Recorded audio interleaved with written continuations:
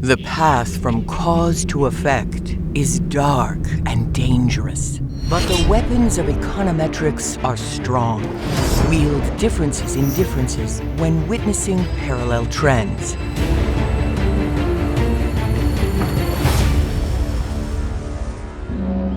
Masters of metrics look for convincing ceteris paribus comparisons. The ideal comparison contrasts treatment and control groups that look similar. But sometimes this sort of comparability is elusive. When treatment and control groups evolve similarly in the absence of treatment, even if from different starting points, there's hope for causal inference. The weapon that exploits parallel evolution, masters say parallel trends, is called differences in differences, or DD for short. All right. Nice. Let's see how DD can help us understand one of the most important economic events in U.S. history. Look back with me now at the Great Depression, the worst economic catastrophe our country has ever known. Unemployment hit 25% in 1933, a level not seen before or since. Millions lost their homes or their land. Suicide spiked, and hungry families relied on soup kitchens and bread lines to keep from starving. Economists argue fiercely over the causes of the Great Depression. Most agree, however, that a key piece of the puzzle is an epidemic of bank failures. This was before deposit insurance, so if your bank went bankrupt, your savings disappeared with it. Closing your account? Yes, sir, I'm closing my account. I wouldn't leave a nickel in this bank. Faced with a banking crisis, the central bank has a choice: lend freely to troubled banks or stand aside and refuse to lend. Lending freely to banks in trouble is called easy money. Refusing to lend is called tight money. Monetarist masters Milton Friedman and Anna Schwartz famously called the Great Depression the Great Contraction, accusing the Federal Reserve of inflicting a misguided policy of tight money on the nation's teetering financial institutions. They argued that easy money would have kept many banks in business, shortening the Great Depression. But others disagree.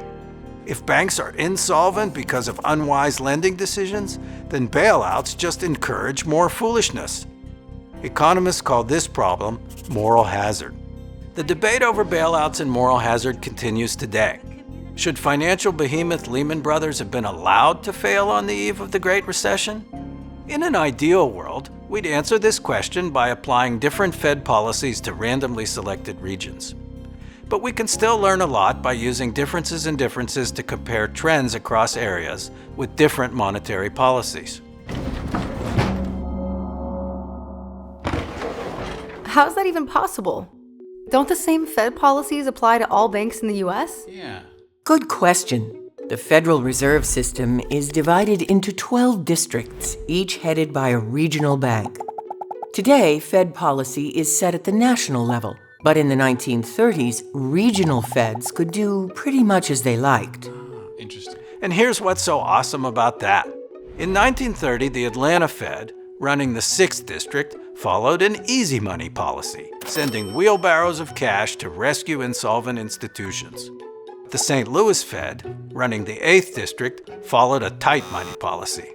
Let fail the foolish, they said in St. Louis, and so a natural experiment in monetary policy was born. Even better, this is a within-state experiment. The border between the 6th and the 8th districts runs smack through the middle of Mississippi.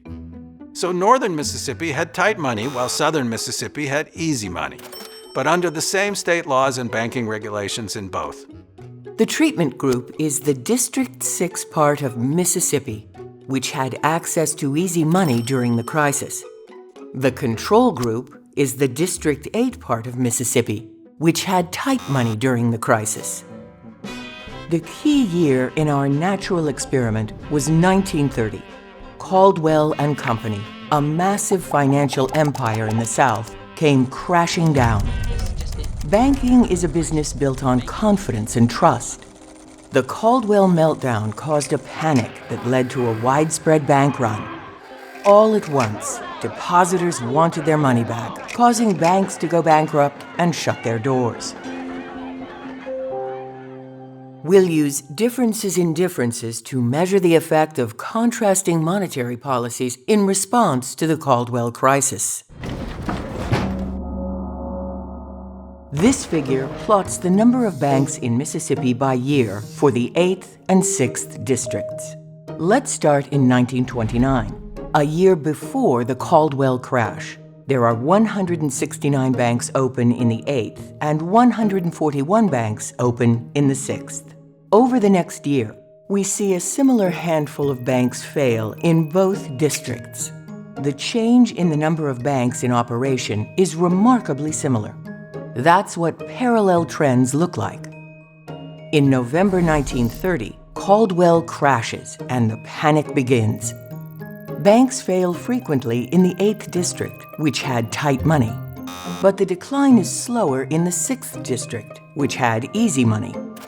The diverging trends in this period might be attributable to easy versus tight money.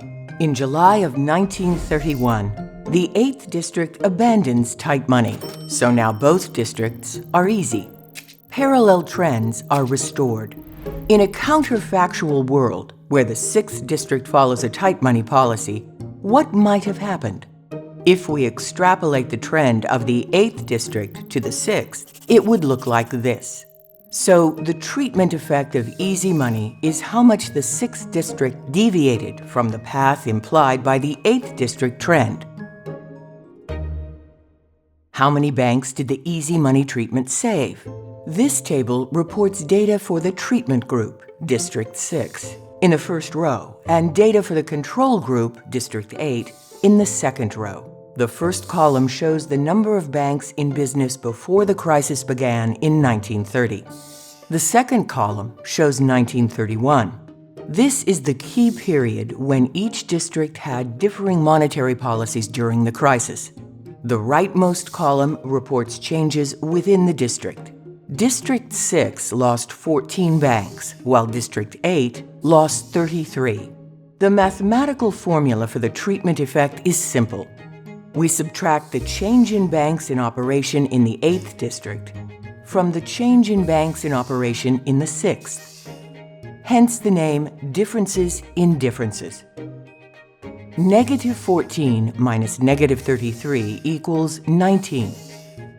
We estimate that 19 banks were saved by easy money. In practice, tables and figures like those shown here are the beginning rather than the end of a DD analysis. The problem of how to gauge the statistical significance of DD estimates turns out to be exceedingly tricky, and a regression is typically part of the solution.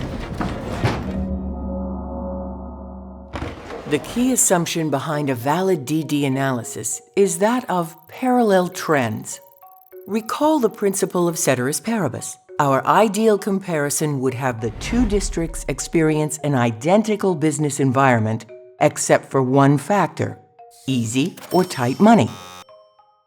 Both districts would have identical types of customers who would go bankrupt at exactly the same rate. The skill of their employees would be equal, and so on. Perfect ceteris paribus comparisons would allow us to clearly see the causal effect of different Fed policies. In this case, that's not possible. But the idea of parallel trends is based on a similar concept. If we see that the two regions experience similar trends in the number of banks over time, in the absence of treatment, we can assume they are good comparisons. We see that the two districts move in parallel, both before the crisis and after, when they have the same Fed policy. The only time the districts behave differently is when the Fed policy is different. In view of this, Fed policy is a likely cause of diverging trends from 1930 to 1931. But we should also check for other changes unique to northern Mississippi. What do you mean? Imagine that bad tornadoes hit northern but not southern Mississippi in 1930. These tornadoes devastate farms, causing farmers to default on loans, which drives their banks out of business. Then the 6th and 8th districts would differ in not one but two ways: Fed policy and weather. And we'd have trouble identifying Fed policy as the causal factor behind increased bank failures in the 8th. Ceteris is not paribus. DD credibility lives or dies with the claim that the only reason northern Mississippi was special in 1930 is differing regional Fed policy.